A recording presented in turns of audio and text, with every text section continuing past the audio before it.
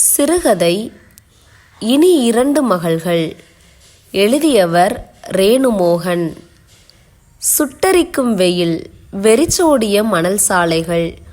அந்த கிராமத்தில் வேறு எந்த பொழுதுபோக்கும் இல்லை அவர்களுக்கு. ஆகையால் தினம் அந்த இளம் பெண்கள் கோவிலுக்கு செல்வது வழக்கம். ஆம், பராமரிக்கப்படாத பழைய பிள்ளையார் கோயில்தான் அது. தினமும் ஒரே வேண்டுதல்தான், மாற்றம் இல்லை அதிலில். தன் வேண்டுதலை மனப்பாடமாக்கிய அவர்கள் கையெடுத்து கண்மூடியதும் அந்த மனப்பாடத்தை ஒப்பித்து 3 முறை கோவிலை சுற்றி வந்து வெளிநடையில் உட்கார்ந்து கதை பேசுவது வழக்கம். அதாவது கதை பேசுவதற்காக மட்டும் கோயிலுக்கு செல்கிறார்கள் என்றும் சொல்லலாம். அவர்கள் அக்கா தங்கை இல்லை, இருந்தும் அவ்வளவு நெருக்கம். ஊரார் கண்ணுபடுவது போல் நெருக்கம். வீட்டிலிருந்து 5 நிமிடத்தில் செல்லும் அந்த கோவிலுக்கு இவர்கள் எடுத்துக்கொள்ளும் நேரம் குறைந்தது அரை மணி நேரம். போகாத சந்து பொந்தில்லை. பொழுதெங்கும் வீட்டில் அடைந்திருக்கிறார்கள் என்பதால் சிறியவள் அம்மா இதை பொருட்டாக எடுத்துக்கொள்ள மாட்டாள்.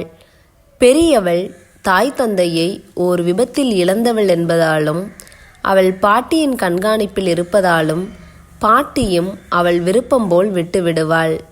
திண்ணையில் தினமும் இரவு இருவருக்கும் அந்த அம்மா கையால் தான் சோறு. அந்த பாட்டி மிகவும் முதிர்ந்தவர். அதனால் சோறு அவ்வளவாக இறங்காது.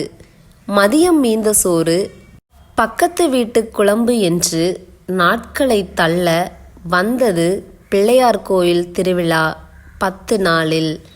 1 வாரத்திற்கு முன்பே வெளியூரிலிருந்து கடை போட்ட வியாபாரிகள் இப்பொழுதெல்லாம் கோவிலில் சுற்றி வர குறைந்தது 3 மணி நேரமாவது ஆகும். ஒன்றும் வாங்கவில்லை என்றாலும் கடைகளை சுற்றி பார்க்கவே செல்வார்கள்.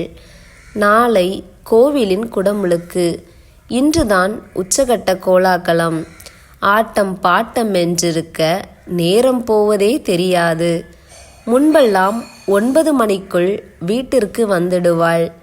அன்று அவள் திருவிழா முடிந்து வர மணி 11:30 ஆகிவிட்டது.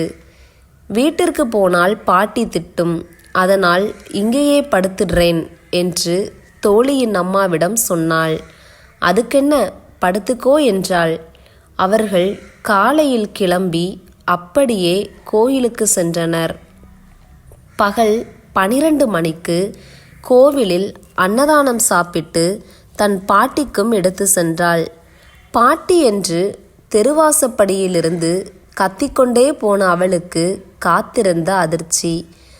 பாட்டி வாய் பிளந்தபடி, ஆம், பாட்டி இறந்திருக்கிறாள், அந்த அம்மாவிடம் சொல்லி ஓ என்று கத்தினாள். படுத்து புரண்டாள். அவள் அழுகையை கட்டுப்படுத்த முடியாமல் அந்த அம்மாவும் அவளை கட்டிப்பிடித்து அழுதாள். எல்லா காரியமும் முடிந்தது.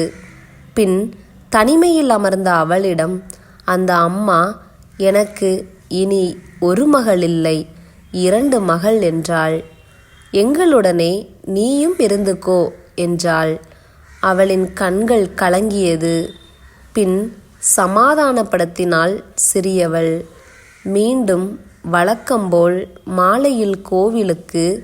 இப்பொழுதெல்லாம் வேண்டுதல்கள் மனப்பாடமாக இல்லை, மனதிலிருந்து பாடமாக.